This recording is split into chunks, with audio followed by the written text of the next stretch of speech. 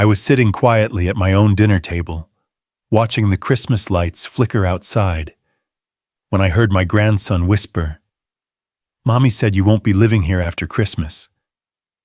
My daughter pretended nothing happened, but her husband smirked, sliding bills and papers away from me, as if I didn't exist. It felt like the walls of the house I built with my late wife were closing in, like every nail and brick no longer belonged to me. But what they didn't know was that I had already prepared a move they would never see coming. Because when Christmas passed, the sign standing on my lawn wasn't theirs. It read, "Sold," and it was mine. Stay with me until the end of my story, and comment the city you're watching from. And don't forget to subscribe so you don't miss what happened next. The air in Asheville had that sharp December bite, the kind that seeps into your bones if you stand still too long. Houses up and down the street glowed with Christmas lights, but instead of feeling warmth, I found myself staring at them with a hollow ache. The house I lived in, the one I had built with my late wife over 40 years ago, was full of decorations too. But they only reminded me how empty the rooms had become since she passed. Nights stretched long, and even with carols playing faintly from the radio, silence pressed heavier than any snowfall. Being a widower at 70 was not something I had imagined for myself. Retirement had been meant for mornings with coffee shared across the kitchen table, afternoons spent on the porch together. Instead, the chair opposite mine stayed vacant, and memories filled the spaces between the ticking of the clock. Christmas had once been our season. Our family gathered here, laughter spilling into every corner. Lately, though, I felt more like a guest in my own home. That early December evening, Carla and her husband, Daryl, stopped by with my grandson, Caleb.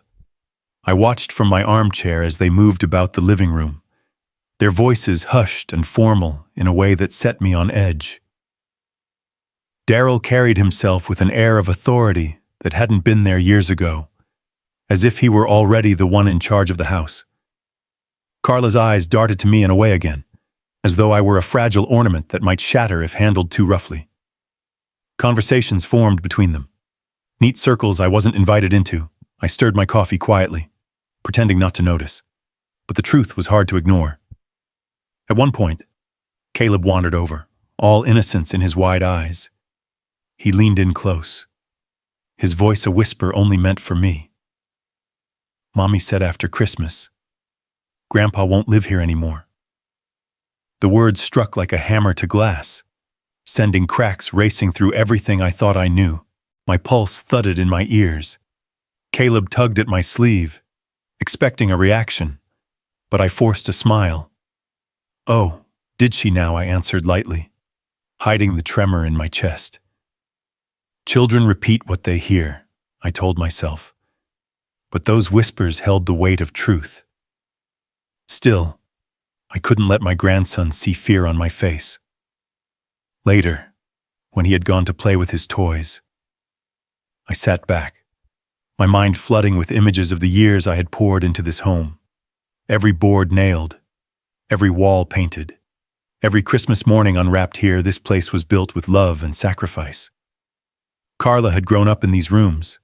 I remembered her laughter as a child, her footsteps running down the hall, her mother calling her name from the kitchen. How had we come to this?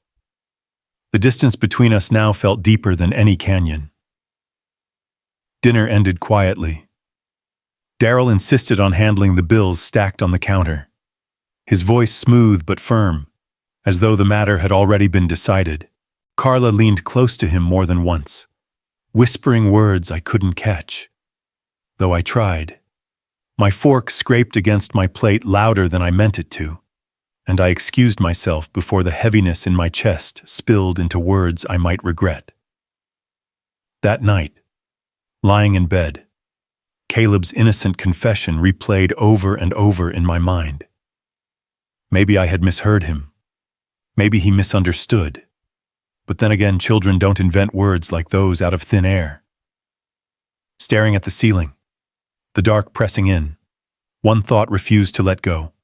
If my own grandson's whisper was true, then Christmas would be my last in this house, The morning sun filtered through the blinds, but its warmth did nothing to quiet the unease that had settled overnight. Caleb's whisper still echoed, sharp and clear, no matter how many times I tried to convince myself I'd misunderstood. Sitting at the breakfast table, the smell of coffee lingered, but it carried no comfort. Carla and Daryl were unusually attentive, asking if I'd slept well, if the eggs were to my liking. Their words smooth but stiff. It wasn't the kind of care that comes from love.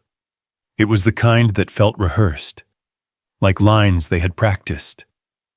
Every smile seemed stretched, every laugh forced. The air felt thin, heavy with something unsaid. I stirred my coffee slowly, watching their faces without staring too hard. They avoided eye contact longer than usual, filling the silence with chatter about holiday shopping lists and weather forecasts. It was a performance, and I sat there as the only unwilling audience member. Each small gesture of theirs fed the thought I couldn't shake Caleb had told me the truth. Later that day, as I walked down the hall toward the kitchen, I caught their voices low and urgent. My steps slowed instinctively. Carla's voice, soft but edged with certainty, slipped through the doorway. Just after Christmas, Dad won't be in the way anymore. The words stopped me cold. My chest tightened as if the air had been knocked from it. I pressed my palm against the wall, steadying myself, the faint hum of the refrigerator filling the silence in my head. For a moment, I considered walking in and demanding an explanation, but the weight of betrayal pinned me down. Instead, I stepped back quietly, pretending I had never passed by. When I finally moved again, my face betrayed nothing. Years of learning how to swallow hard truths, first as a father, then as a widower, had taught me how to wear calmness as armor. Inside, though, something cracked. By afternoon, Daryl drifted into the living room, documents in his hand, his tone casual. "It would be easier if I just took care of things for you," he said, dropping the words lightly, as though they were nothing more than an offer to help with chores. He tapped the papers gently, not offering them fully, just brushing the topic. "You know, streamline the bills, the accounts, household efficiency." The way he phrased it was vague, slippery. Not once did he say exactly what he needed my signature for. His eyes never quite met mine, sliding off to the side as if to hide something.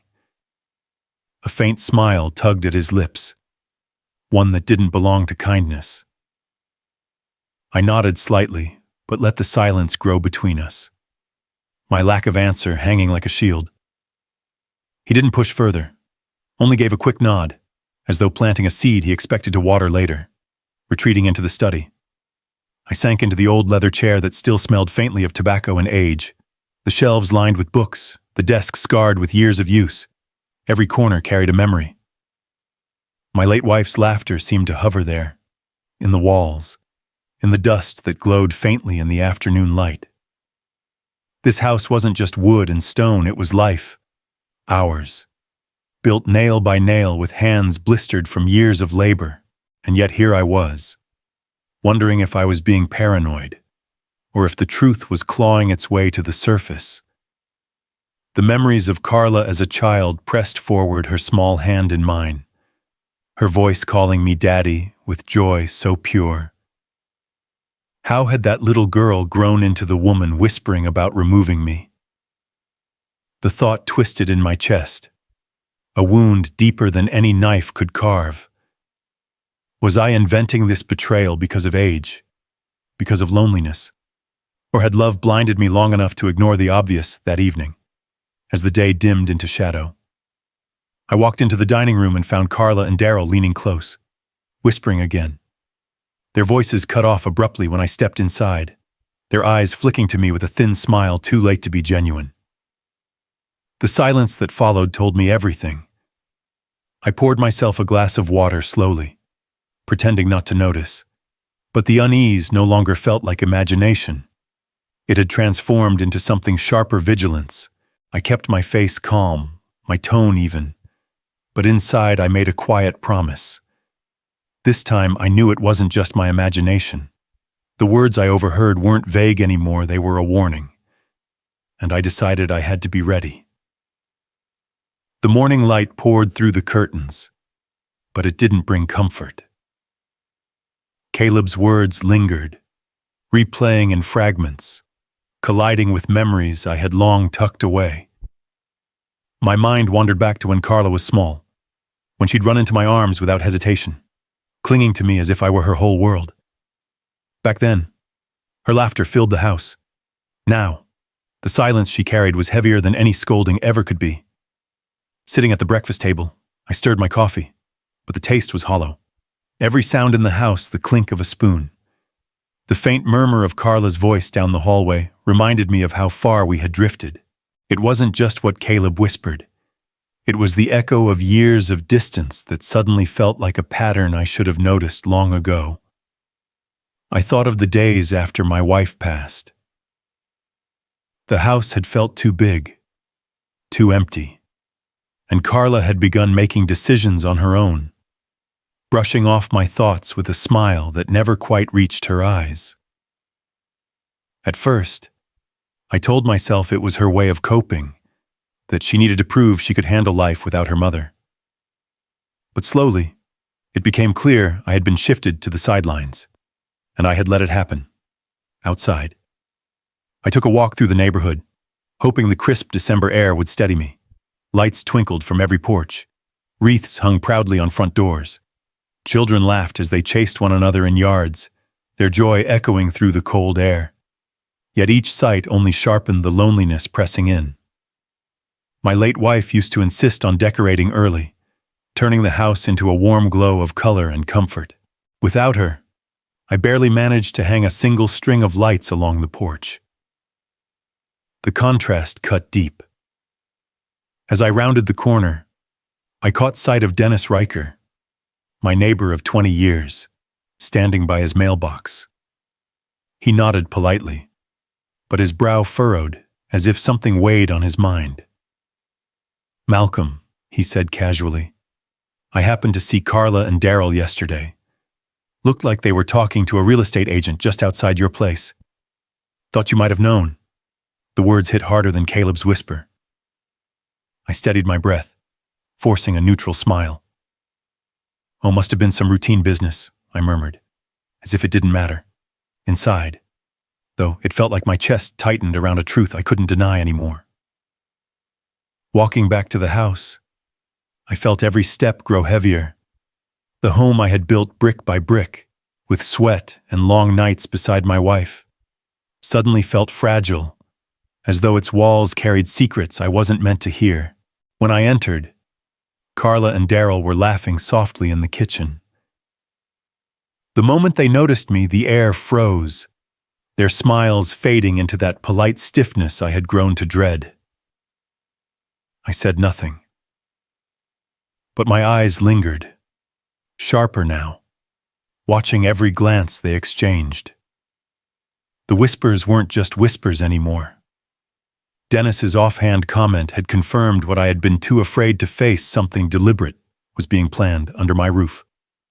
Later that night, as I sat in my study, the house seemed unfamiliar, like it belonged to someone else. I traced my fingers along the old oak desk, remembering the nights I stayed up late paying off bills, saving for Carla's college, ensuring this home would always be her safe place. Now it was clear she and Daryl saw it not as a memory, but as an asset. They thought I was too old, too blind to notice. But this time, I would not be caught off guard. The morning air in the house was thick, like the calm before a storm. Carla barely met my eyes when she set a cup of coffee in front of me, and Daryl kept his gaze fixed on the newspaper, though I could tell he wasn't reading a word.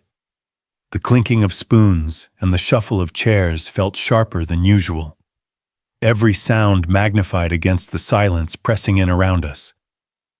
There was a heaviness to their movements, an unspoken pact hanging in the room. My gut told me that today would not pass quietly. After breakfast, I returned to my room, the wooden floor creaking under my steps. When I pushed the door closed, a crisp envelope caught my eye. It had been slipped under without a knock, resting perfectly against the frame. My heart tightened as I bent to pick it up. The paper felt heavier than it should have. Tearing it open, I unfolded the letter and froze. The words hit me like a blow to the chest, Mr. Malcolm Reed is hereby considered unfit to manage his own affairs. At the bottom was the familiar looping signature of Dr. Lyle Foreman, my physician, the man who had assured me just weeks ago that my health was steady for my age.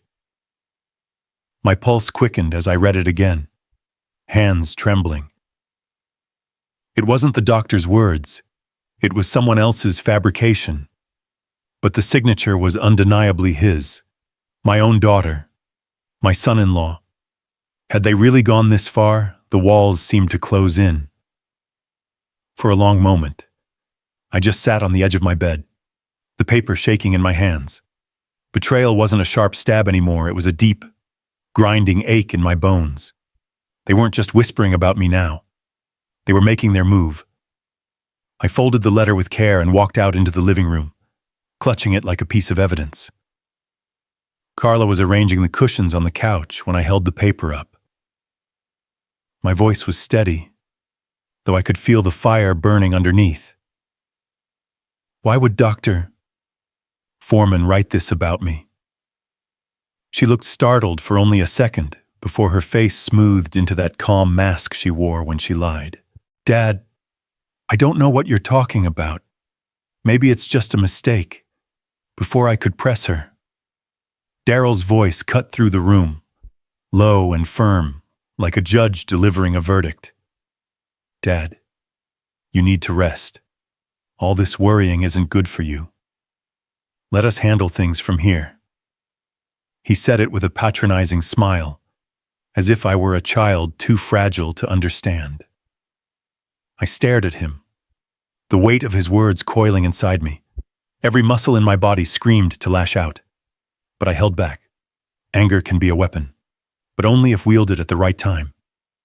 Instead, I let my silence stretch, watching them both squirm in it. That afternoon, I slipped out of the house with the letter tucked safely in my coat. The December air bit at my face as I made my way downtown. My mind set on only one destination. Marcia Hale's office was small but warm, filled with the faint smell of coffee and the quiet strength of old oak furniture. She had been a family friend for years, a lawyer with a reputation for being sharp as a blade when the situation called for it. I placed the letter on her desk without a word. Marcia read it once, then again, her lips tightening. Malcolm, she said finally, looking me straight in the eye. This isn't careless. This is coordinated. They're trying to take away your rights. This is how it starts. Hearing it spoken aloud made the truth settle heavier in my chest. My own daughter and her husband were building a case against me. Brick by brick, lie by lie. But sitting in Marcia's office, I felt something stir inside me, something I thought had died with my wife. Resolve. By the time I returned home, night had fallen, wrapping the house in cold shadows. Carla and Daryl were in the kitchen, their heads close together, whispering with the smug air of victors. They looked up when I entered, and I lowered my eyes, masking my face with tiredness, letting them believe I had been broken. But deep inside, a fire had been lit. The letter hadn't crushed me, it had reminded me that I was still alive, still capable of fighting back. I went to bed without a word, my back straight, my resolve burning. They thought the letter would break me. Instead, it had awakened something they never expected. They believed I was finished. They had no idea I had just begun. The morning air felt heavier than usual, though the winter sun cast its light gently across the frosted yard.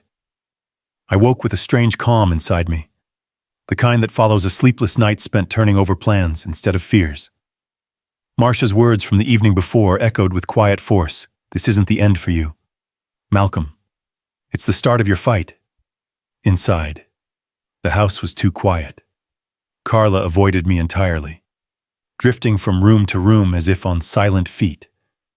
Daryl, by contrast, greeted me with an exaggerated cheer that felt almost mocking.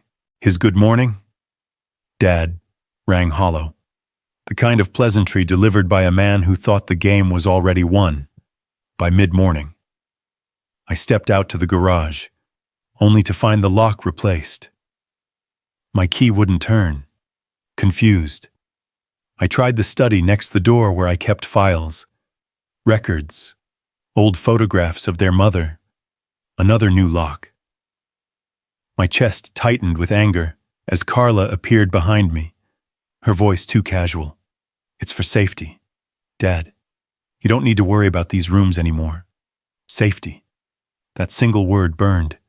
It wasn't about safety. It was about stripping me of control. The garage where I had spent hours working with my hands. The study where I had preserved my life's history closed to me by the very daughter I once tucked into bed with bedtime stories. Humiliation settled like a weight on my shoulders. But anger flared stronger not long after. Daryl laid a neat stack of papers on the dining table. Just sign these. Dad, he said smoothly. It'll make everything easier. Household management, utilities, taxes you don't need the burden anymore. I sat down slowly, scanning the pages. Words like power of attorney glared back at me, carefully dressed in legal phrasing but unmistakable. They weren't helping. They were trying to own me. Daryl pushed the pen forward. Just sign here. My hands trembled, not with weakness but with fury. I met his eyes and said, steady and low, I will not sign away my life. The silence that followed was sharper than any shout. The tension exploded soon after. Carla stormed in, her voice breaking into sharp edges. We're only trying to protect you, you don't see it. But you're slipping. Her words hit harder than Daryl's deceit. To hear my own daughter accuse me, diminish me, was like a blade twisting in my chest. Protect me, I shot back. By locking me out of my own house, by forging papers behind my back. Her lips trembled, but she said nothing. Daryl stepped in, but I raised my hand, silencing him. I see you both for what you are. Don't think I'm blind. The room pulsed with anger, disappointment, and the kind of heartbreak only a parent can know. I walked out to the porch before the walls could suffocate me. The cold air bit my skin, but it steadied me. Staring out at the yard I had mowed for decades, I breathed deeply until my heart slowed. Inside that house, they no longer saw a father, they saw an obstacle. I clenched the railing and whispered into the winter wind. If they wanted war, they had just declared it. The locks weren't just metal, they were warnings, and I swore they would regret underestimating me. The morning after the argument felt heavy, though the house itself was unnervingly quiet. Carla and Daryl moved about like actors in a play, hitting their cues with practiced precision, never once stepping out of character. Plates clinked lightly at breakfast. Voices kept low and polite. And yet underneath that quiet hum lingered something sharp. It was there in the way Carla's eyes slid away when mine met hers, and in Daryl's steady cheerfulness that felt far too rehearsed. I tried to keep my movements steady, unwilling to give away how restless I felt inside. After what had happened on the porch, I knew they were regrouping. Betrayal rarely stopped at the first strike. My study had been locked, the garage barred, and still they acted as if nothing had happened. Later in the day, when I entered the study, I noticed something out of place. A stack of papers sat neatly on the desk, sealed in an envelope. My name was scrawled across the front, but I knew I hadn't written it. My hands trembled as I broke the seal. Inside, I found documents bearing my signature, except the strokes weren't mine. The loops on the letters were off, the pressure uneven. Someone had tried to mimic my hand. Anger surged hot through my chest. It wasn't suspicion anymore, nor whispers. This was fraud, laid out in black and white. The very walls of this house I had built with my wife now carried evidence of how far my daughter and her husband were willing to go. I set the papers down carefully, as though they might burn a hole through the desk. My breath came in short bursts, not out of fear, but from rage held tightly in check. They had crossed a line no family should ever cross. The realization settled slowly, like poison through the veins. They weren't just maneuvering me into dependence, they were laying the legal groundwork to strip everything away. One page bore the title Financial Authorization. My forged signature claimed I had willingly granted Daryl the right to act on my behalf. Another bore the outline of property transfer clauses, already filled in. My heart cracked, not just for myself, but for the truth I could no longer deny my daughter was complicit. This wasn't only Daryl's doing. The hand guiding his actions, the permission to move forward, came from Carla. She had once held my hand when she was a little girl, trusted me to banish her nightmares. And now, with that same hand, she was helping her husband erase me. I sat back in my chair, staring at the ceiling for a long while, letting the weight crush down before pushing it away. They thought me weak, old, blind, but I still had eyes, and I still had fight.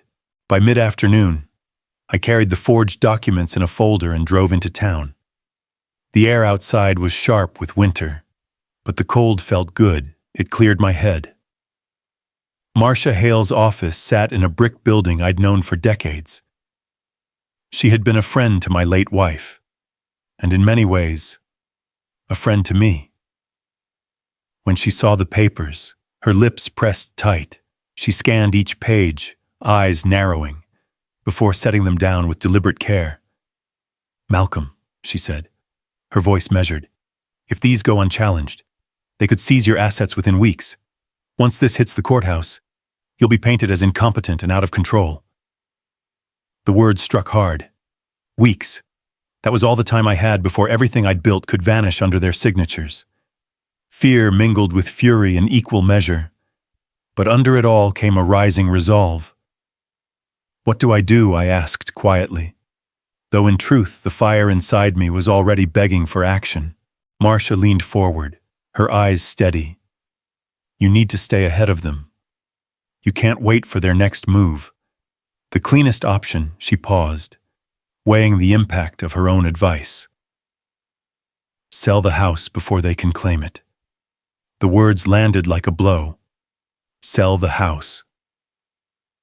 This home wasn't just wood and brick, it was where my wife's laughter still echoed, where the children once ran down the hall on Christmas morning, where every corner bore the weight of decades of memory. To let it go felt like cutting away a part of my own flesh.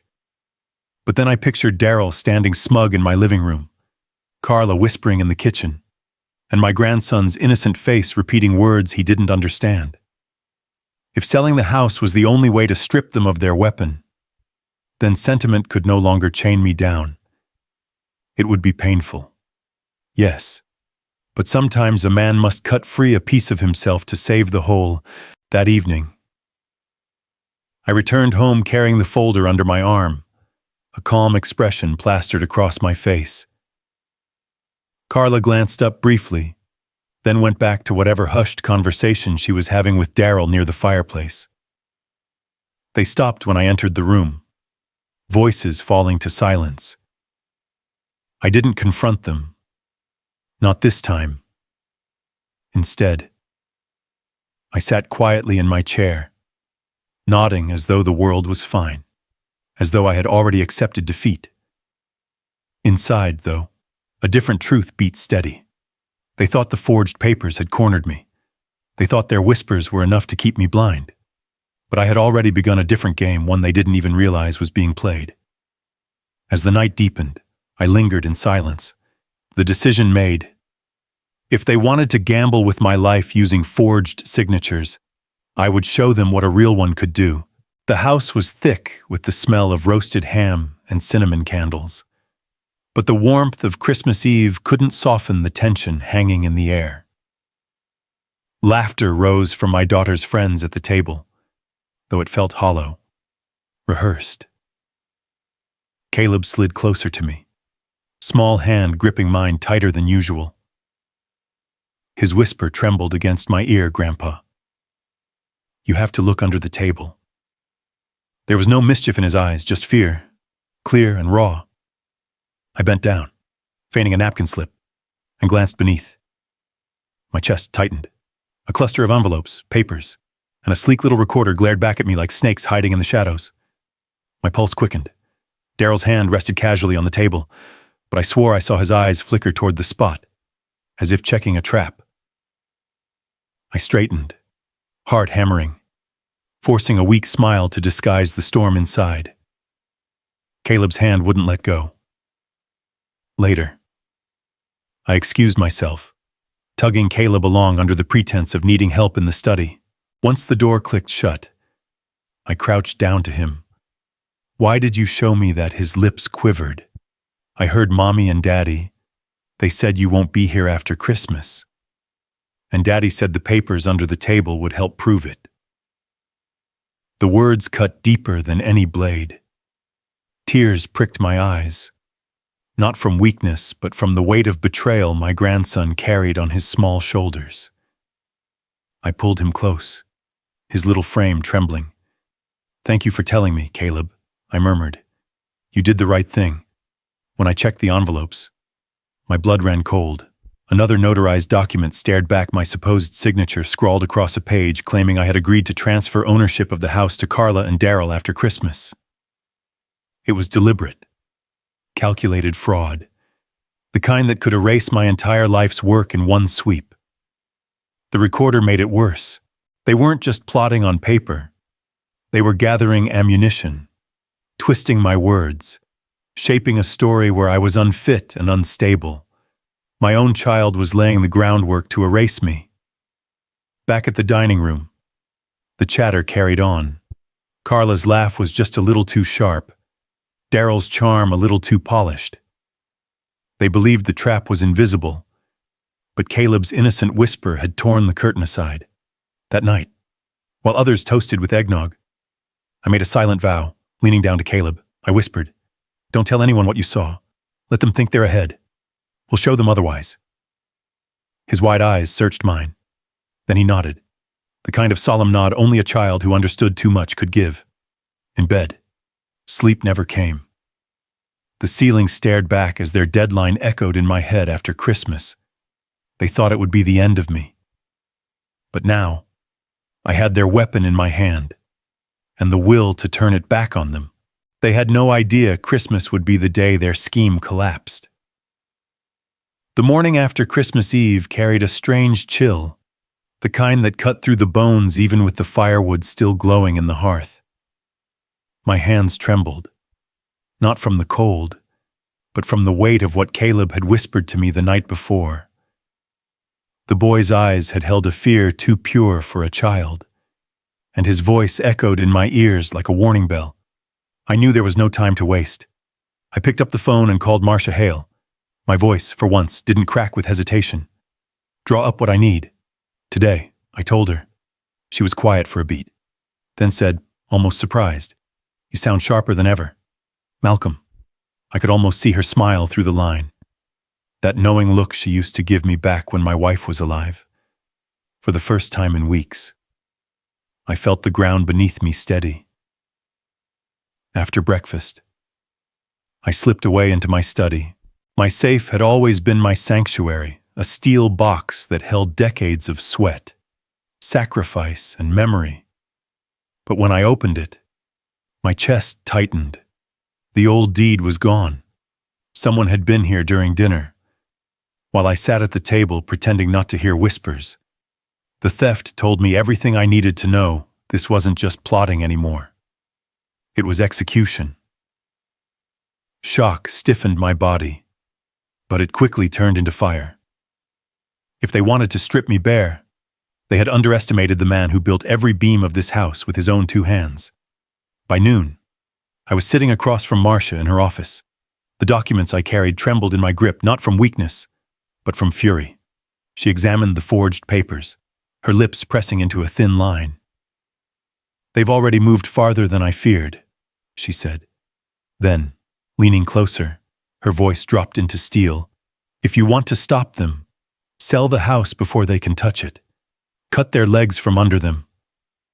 Her words cut through me. Selling the house felt like cutting off a limb. This place wasn't just brick and wood. It was the last living memory of my wife, of the laughter that once filled the halls. But grief had no place here anymore.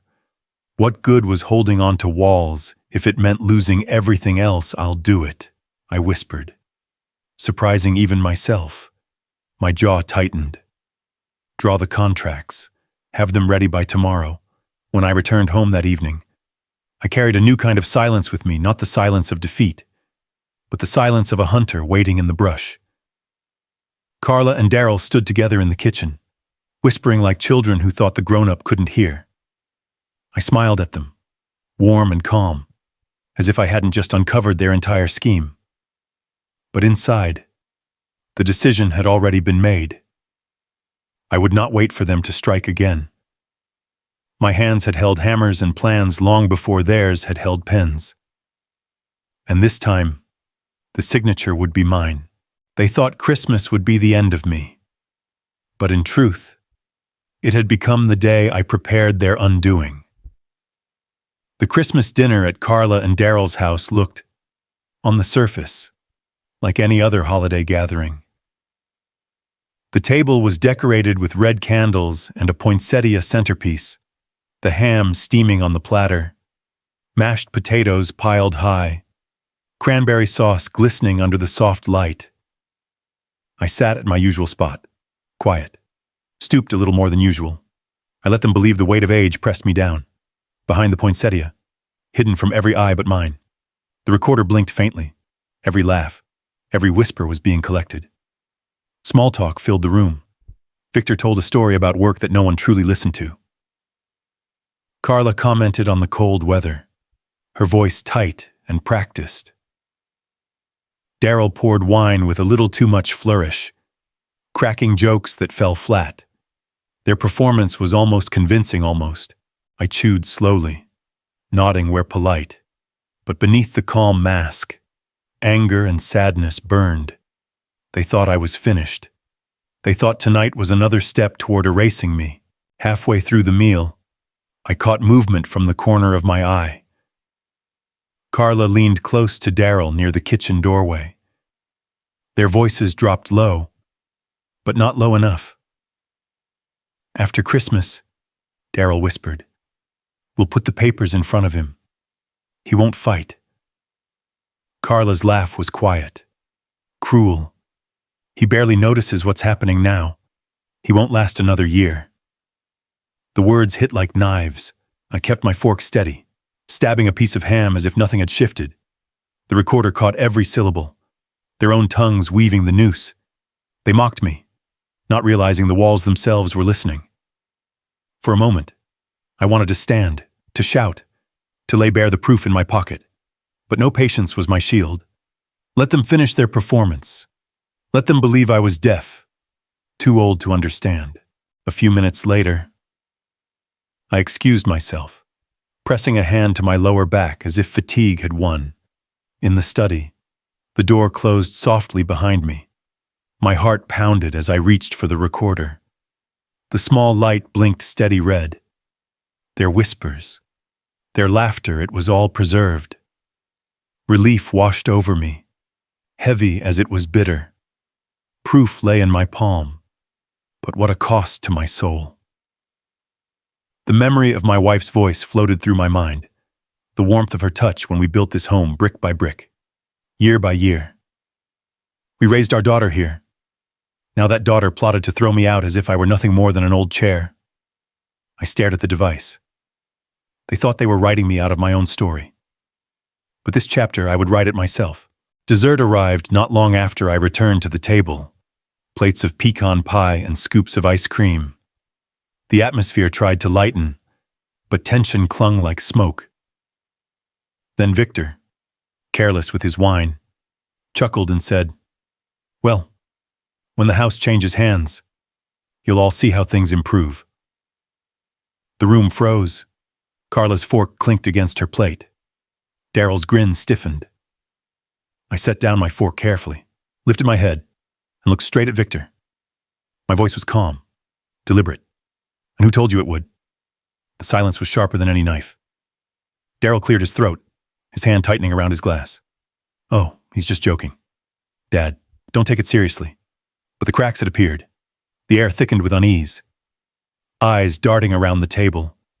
Carla shifted uncomfortably, her face pale, caught between fury and fear. I leaned back in my chair, letting the question hang in the air. I didn't push further. Not yet. The rest of the meal crawled on. Laughter forced, smiles brittle. I watched them all, every twitch and whisper. My face betrayed nothing, but inside, my mind sharpened like steel. Let them laugh one more night. Tomorrow, the truth will not need my voice, it will be theirs. The recorder was safe, the evidence sealed. Their whispers, their arrogance, their contempt they had written their own downfall. By the time coffee was poured, I no longer felt weak. I felt ready. By this time tomorrow, their laughter would be evidence, their whispers confessions. Snow had fallen heavy overnight, softening the edges of Asheville and wrapping the streets in a hush that felt at odds with the storm swirling inside me. The air bit at my face as I walked into Marcia Hale's office, but each step was steady, anchored by a clarity I hadn't felt in weeks. Inside my coat pocket, the recorder felt heavier than it should have, more than plastic and wires. It carried the weight of my daughter's betrayal and my grandson's innocent truth. Marcia greeted me warmly, but her eyes narrowed with concern as soon as she saw my expression. I didn't waste time on pleasantries. I placed the recorder on her desk with a quiet finality. It's all here, I said. My voice didn't tremble. For the first time in days, it carried steel. She studied me for a moment before pressing play. The faint sounds of silverware clinking and muffled chatter filled the office, followed by the hushed tones of Carla and Darryl.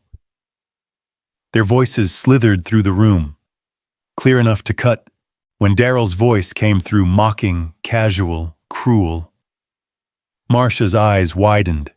After Christmas, he said, the old man won't be in the way anymore. Carla chuckled softly in reply. It'll be easier than he thinks. Marcia stopped the playback abruptly, her hand frozen above the desk. She looked straight into my eyes, no longer as a lawyer, but as someone who had just witnessed the depth of a wound. This isn't just betrayal, she said quietly. This is criminal. The words hit me with both vindication and sorrow. For weeks, I had carried doubt, second-guessing myself. Now there was no mistaking it. The betrayal wasn't imagined. It was recorded in their own voices, undeniable and damning. Marcia leaned back, already shifting into strategy.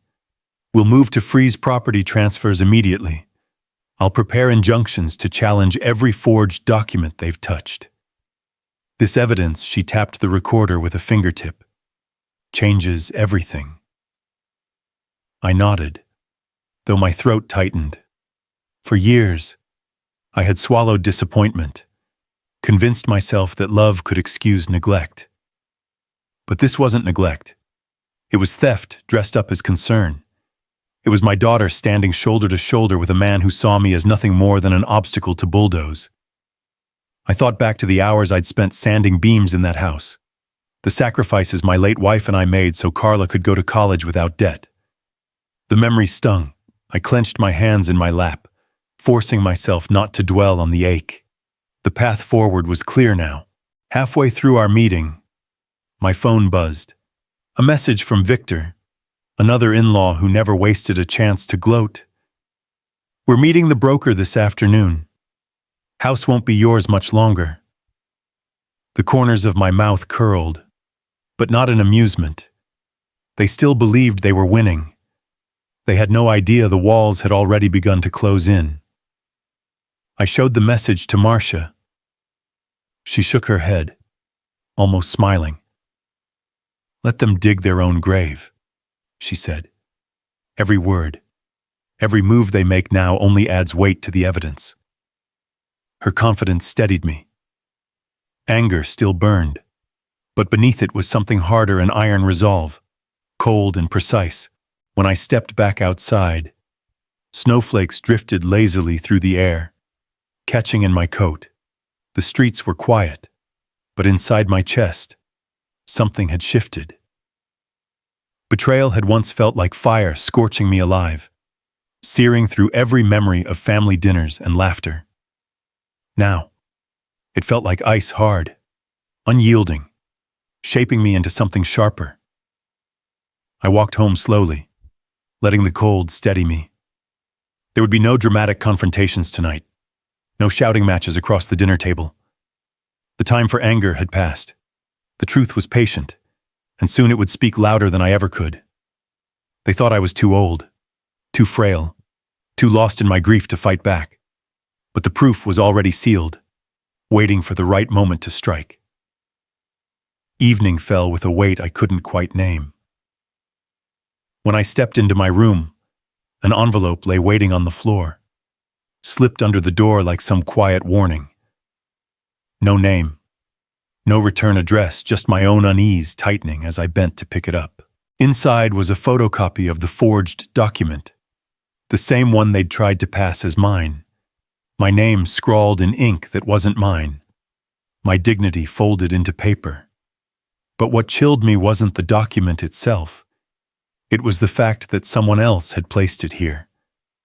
Someone was watching, and maybe, just maybe, someone in this family had a conscience left. At church the next day, the December chill clung to my bones even in the warmth of the fellowship hall. Neighbors asked polite questions laced with whispers. Had I really signed the house away? Was it true I wasn't managing on my own anymore?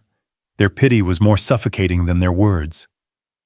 Shame pressed hard, but I remembered Marcia's counsel: stay steady. Don't give them the performance they're hoping for. They've already stolen my peace at home, I thought. I won't let them strip me of it here too. Later, I heard the words that made my blood freeze. Carla, my own daughter, speaking too loudly with a cousin after service. By spring, the house will be ours. A cousin, one of the few who still spoke kindly to me, told me quietly afterward. There it was, no longer private scheming, but gossip. Betrayal aired like laundry for the world to see.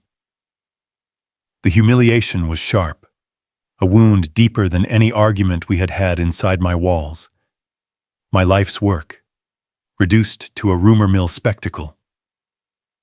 That night I sat at my desk, pen scratching across my journal.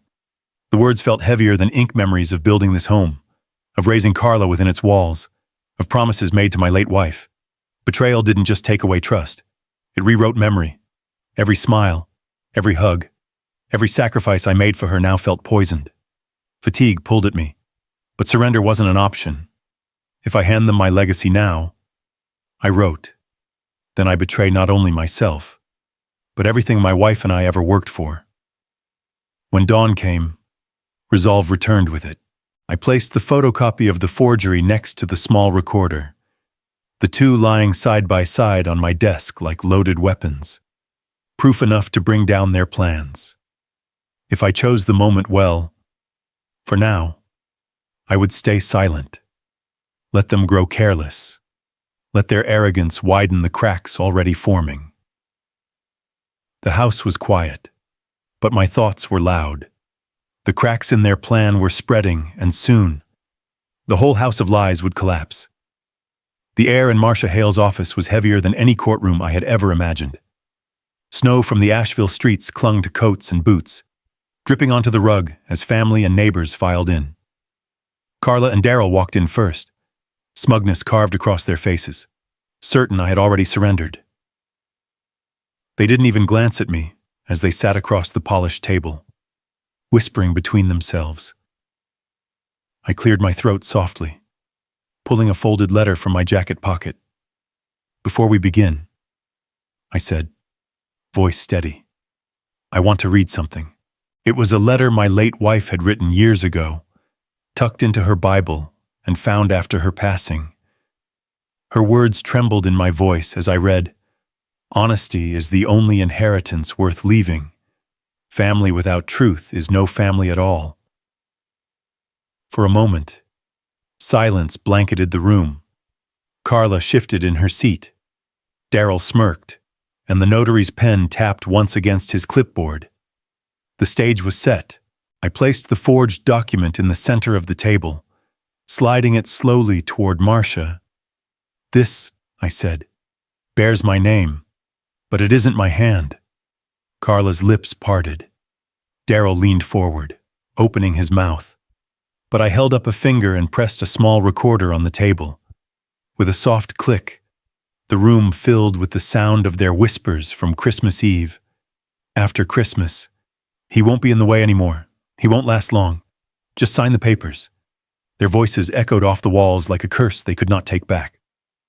The shock was instant gasps, then a rising wave of murmurs. Neighbors stared, eyes wide. Carla covered her mouth.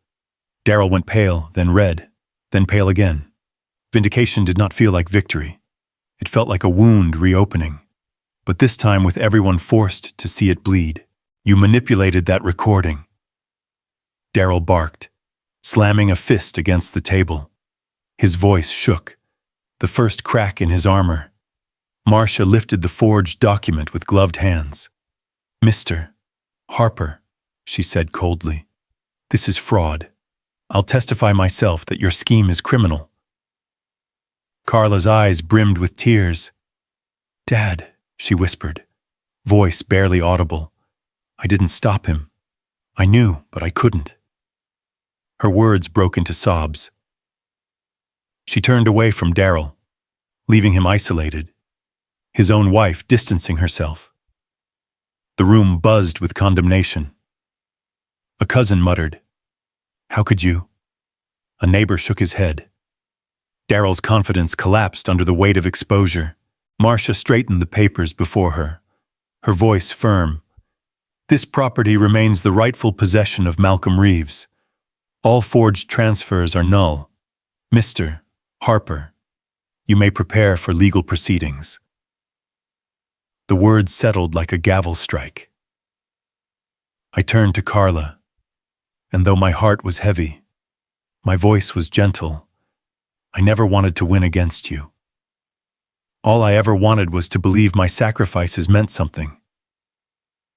Her face crumpled, torn between shame and regret. In that moment, it no longer mattered who was right.